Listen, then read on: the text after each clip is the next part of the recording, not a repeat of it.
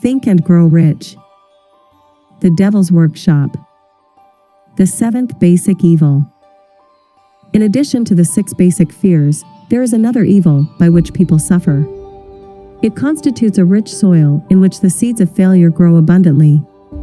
It is so subtle that its presence often is not detected. This affliction cannot properly be classed as a fear. It is more deeply seated and more often fatal than all of the 6 fears. For want of a better name, let us call this evil susceptibility to negative influences. Men who accumulate great riches always protect themselves against this evil. The poverty-stricken never do. Those who succeed in any calling must prepare their minds to resist the evil. If you are reading this philosophy for the purpose of accumulating riches, you should examine yourself very carefully to determine whether you are susceptible to negative influences. If you neglect this self-analysis, you will forfeit your right to attain the object of your desires. Make the analysis searching. After you read the questions prepared for this self-analysis, hold yourself to a strict accounting in your answers. Go at the task as carefully as you would search for any other enemy you knew to be awaiting you in ambush, and deal with your own faults as you would with a more tangible enemy. You can easily protect yourself against highway robbers, because the law provides organized cooperation for your benefit, but the 7th basic evil is more difficult to master, because it strikes when you are not aware of its presence, when you are asleep, and while you are awake.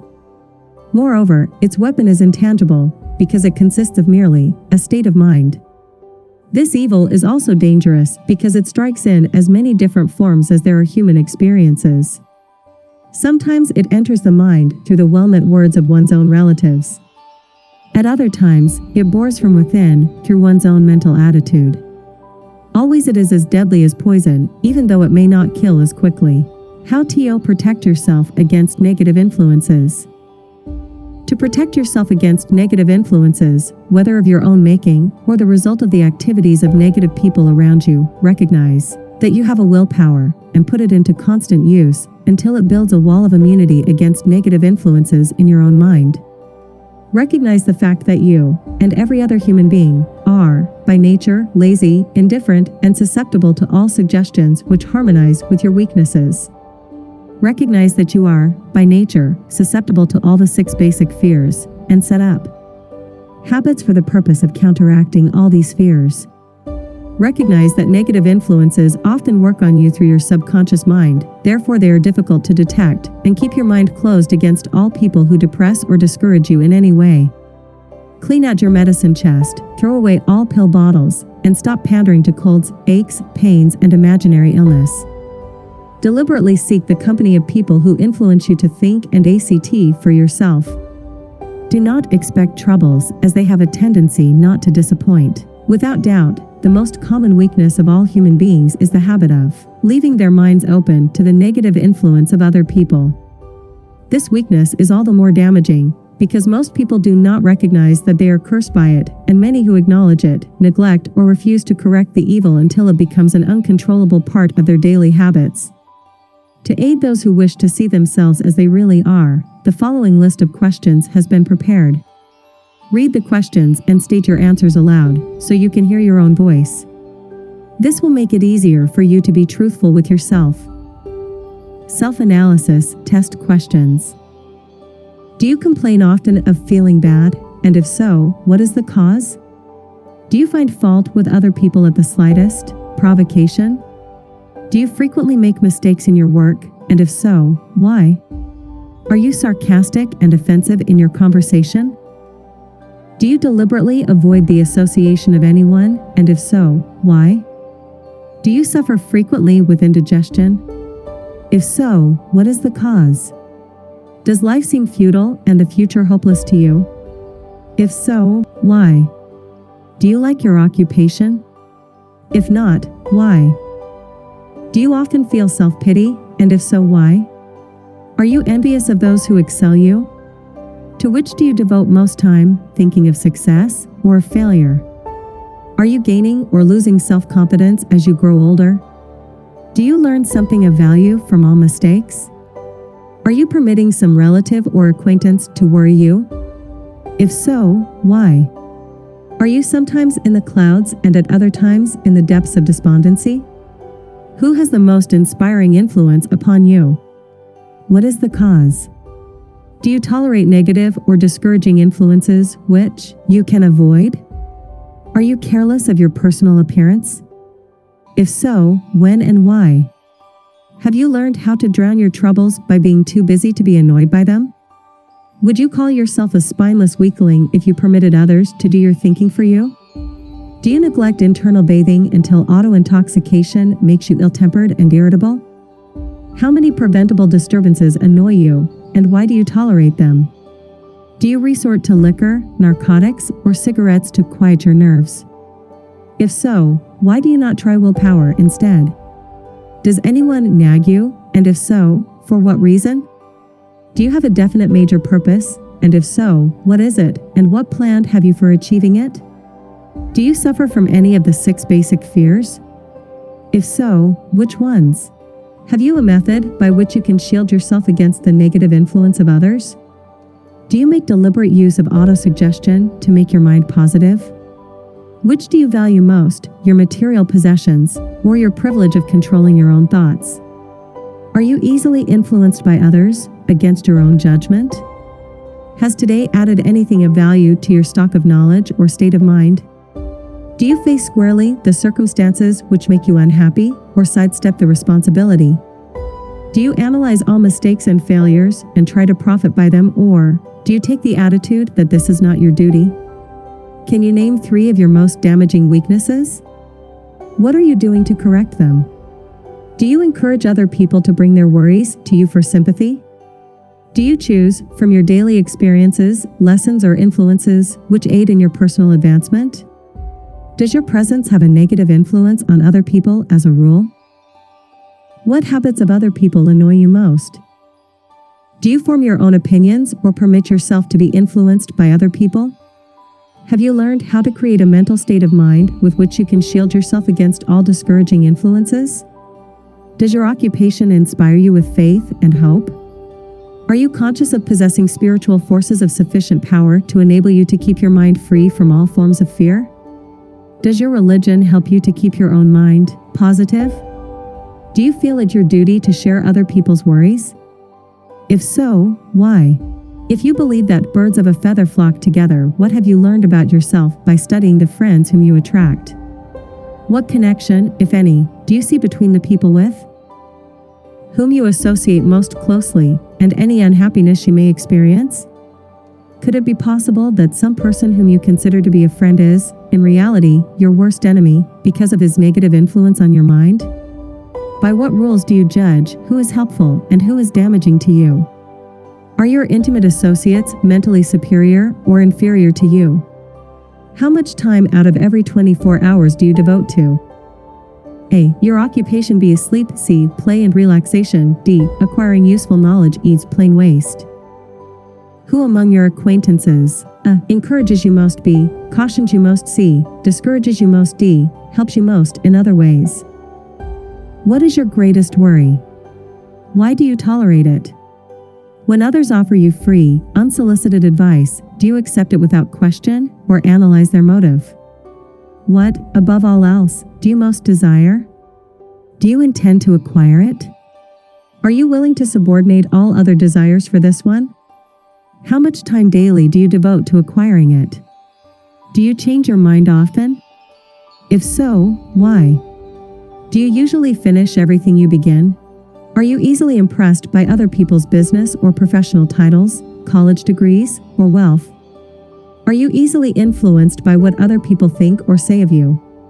Do you cater to people because of their social or financial status? Whom do you believe to be the greatest person living? In what respect is this person superior to yourself? How much time have you devoted to studying and answering these questions? At least one day is necessary for the analysis and the answering of the entire list. If you have answered all these questions truthfully, you know more about yourself than the majority of people. Study the questions carefully, come back to them once each week for several months, and be astounded at the amount of additional knowledge of great value to yourself you will have gained by the simple method of answering the questions truthfully. If you are not certain concerning the answers to some of the questions, seek the counsel of those who know you well, especially those who have no motive in flattering you, and see yourself through their eyes. The experience will be astonishing. You have absolute control over but one thing, and that is your thoughts. This is the most significant and inspiring of all facts known to man. It reflects man's divine nature. This divine prerogative is the sole means by which you may control your own destiny. If you fail to control your own mind, you may be sure you will control nothing else. If you must be careless with your possessions, let it be in connection with material things. Your mind is your spiritual estate. Protect and use it with the care to which divine royalty is entitled. You were given a willpower for this purpose. Unfortunately, there is no legal protection against those who either by design or ignorance poison the minds of others by negative suggestion. This form of destruction should be punishable by heavy legal penalties, because it may and often does destroy one's chances of acquiring material things which are protected by law. Men with negative minds tried to convince Thomas A. Edison that he could not build a machine that would record and reproduce the human voice, because they said no one else had ever produced such a machine. Edison did not believe them. He knew that the mind could produce anything the mind could conceive and believe, and that knowledge was the thing that lifted the great Edison above the common herd. Men with negative minds told F.W. Woolworth he would go broke trying to run a store on 5 and 10 cent sales. He did not believe them. He knew that he could do anything, within reason, if he backed his plans with faith. Exercising his right to keep other men's negative suggestions out of his mind, he piled up a fortune of more than $100 million. Men with negative minds told George Washington he could not hope to win against the vastly superior forces of the British, but he exercised his divine right to believe. Therefore this book was published under the protection of the Stars and Stripes, while the name of Lord Cornwallis has been all but forgotten. Doubting Thomases scoffed scornfully when Henry Ford tried out his first, crudely built automobile on the streets of Detroit. Some said the thing never would become practical. Others said no one would pay money for such a contraption. Ford said, "I'll belt the earth with dependable motor cars," and he did. His decision to trust his own judgment has already piled up a fortune far greater than the next 5 generations of his descendants can squander. For the benefit of those seeking vast riches, let it be remembered that practically the sole difference between Henry Ford and a majority of the more than 100,000 men who work for him is this: Ford has a mind and controls it, the others have minds which they do not try to control. Henry Ford has been repeatedly mentioned because he is an astounding example of what a man with a mind of his own, and a will to control it, can accomplish. His record knocks the foundation from under that time-worn alibi, "I never had a chance." Ford never had a chance either, but he created an opportunity and backed it with persistence until it made him richer than Croesus. Mind control is the result of self-discipline and habit. You either control your mind or it controls you. There is no hallway compromise. The most practical of all methods for controlling the mind is the habit of keeping it busy with a definite purpose, backed by a definite plan. Study the record of any man who achieves noteworthy success, and you will observe that he has control over his own mind, moreover, that he exercises that control and directs it toward the attainment of definite objectives. Without this control, success is not possible. 57 Famous Alibis by Old Man If. People who do not succeed have one distinguishing trait in common. They know all the reasons for failure, and have what they believe to be airtight alibis to explain away their own lack of achievement. Some of these alibis are clever, and a few of them are justifiable by the facts. But alibis cannot be used for money. The world wants to know only one thing: have you achieved success?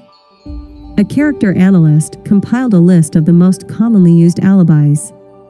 As you read the list, examine yourself carefully, and determine how many of these alibis, if any, are your own property.